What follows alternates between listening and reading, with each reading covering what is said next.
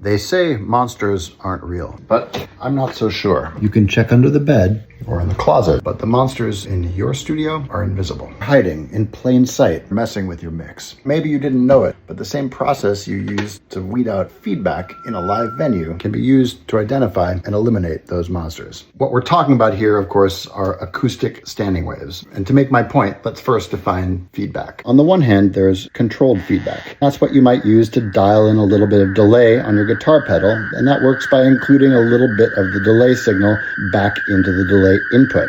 As long as it's less than the original, you'll get additional repeats as the signal gets quieter and quieter. But a feedback loop occurs when the signal at the point it's being picked up is as loud or louder than the signal at its source. That's what's responsible for that dreadful squeal. When this mic hears the amplified version of my voice as loud as my actual voice or louder, well, you've got a problem. The feedback itself isn't the monster. The room is. The feedback is just revealing it. Every enclosed space has resonant frequencies. Just like movement in a tub of water, there are certain frequencies that are going to resonate more than others. Those are called standing waves. In theory, they're easy enough to calculate. You have to account for the wave traveling from one side to the other. Your first problem frequency is the speed of sound divided by double the room length. Sound is around 1,125 feet per second. We've got about 15 feet here, so 30 into 1125 gives you somewhere around 37. That's the first monster. It's a thunderous low note at the bottom of your mix. You're hearing it louder than everything else, and it's causing you to make bad decisions. And there are more of them, because every multiple of that frequency is a harmonic. 37.5 times 2 is 75,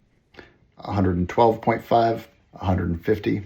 187.5, and that's just one dimension. Not to mention, we're assuming a rectangular room with nothing in it. There are easier ways to do this. Room correction software can measure and create an EQ offset, but most people will tell you it's best to address it with room treatment first. Sometimes you can't. Now, if you stuck around this long, you probably don't remember. We started all this talking about monsters and feedback, and you're probably wondering why. It's because this is a good opportunity for me to teach you a skill that every live engineer should know how to do, which is how to ring out a room. Ringing out a room is the technique to get a massive amount of amplification without feeding back. It's those same resonant monster frequencies that are going to be the first ones to start squealing at you when the microphone feeds back. The procedure is really simple. We're going to start turning up the control room volume until we hear the first frequency start to ring. We find it and pull it back. Then we increase the volume some more until we find the next one. On stage, you'd probably be using a graphic EQ for this. In the studio, we're more likely to use a parametric filter. Think of it as a blueprint for where to address problem frequencies. In other words, proceed with caution before you start making critical mix decisions through an EQ that looks like an exotic mountain range.